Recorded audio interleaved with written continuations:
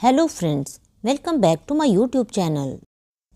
आज मैं आपको जो कहानी सुनाने जा रही हूँ उस कहानी का शीर्षक है राम नाम लिखे तुलसी पत्र की महिमा।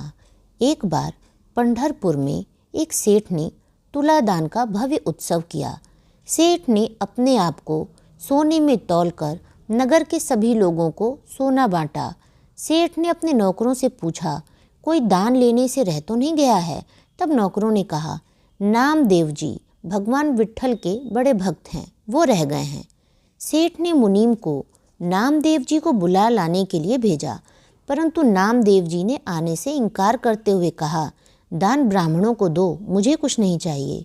सेठ का मुनीम 2 बार नामदेव जी को बुलाने गया, परंतु दोनों बार उन्होंने आने से इनकार कर दिया।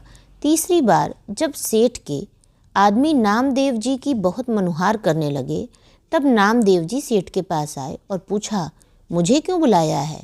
सेठ ने कहा, मेरे द्वारा दिए गए इस स्वर्ण के दान को स्वीकार करो, जिससे मेरा कल्याण हो। नामदेव जी ने कहा, देने वाला तो केवल एक भगवान है, उसी से हमें मांगना चाहिए। बाकी सारा संसार तो भिखारी है। संसार के दुख दूर करने वाली औषधि केवल राम का नाम है। दाता एक राम, भिखारी सारी दुनिया, नाम एक औषधि, दुखारी सारी दुनिया।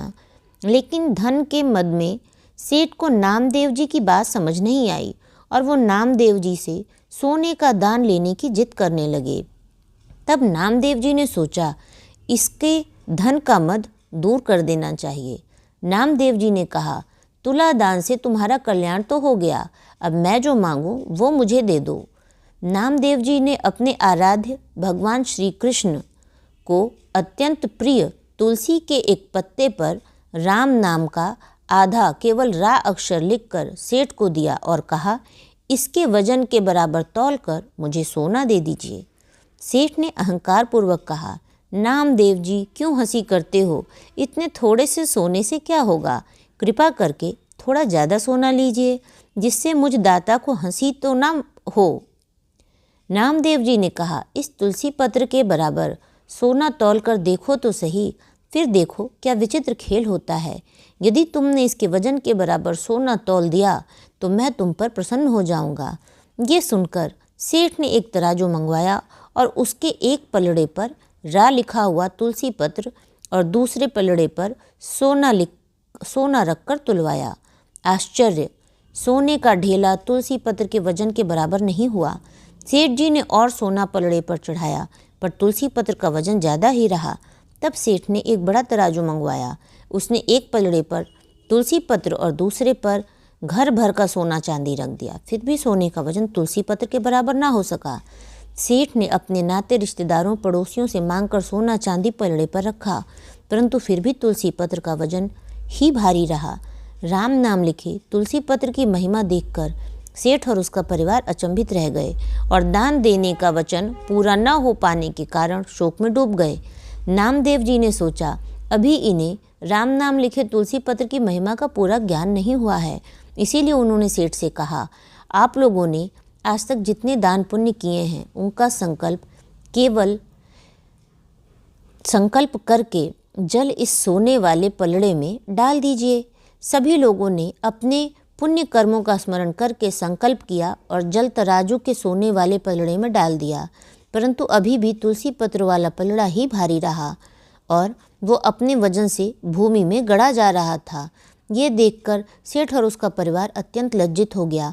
अब सेठ नामदेव जी से क्षमा मांगते हुए इतना ही सोना स्वीकार करने की गुहार करने लगे। नामदेव जी ने कहा, हम इस तुच्छ धन को लेकर क्या करेंगे? हमारे पास तो राम नाम रूपी धन है। ये धन उसकी बराबरी नहीं कर सकता है, ना ही इस धन से कल्याण हो सकता है। नाम की और तुलसी की महिमा जानकर आज से तुम लोग गले में तुलसी की कंठी धारण करो और मुख से राम नाम जपो। ये कहकर नामदेव जी हरि गुण गाते अपने घर चले गए।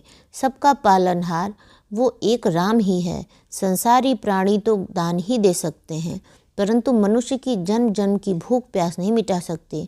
वो तो उस दाता के देने से ही मिटेगी। इसीलिए मांगना है तो मनुष्य को भगवान से ही मांगना चाहिए।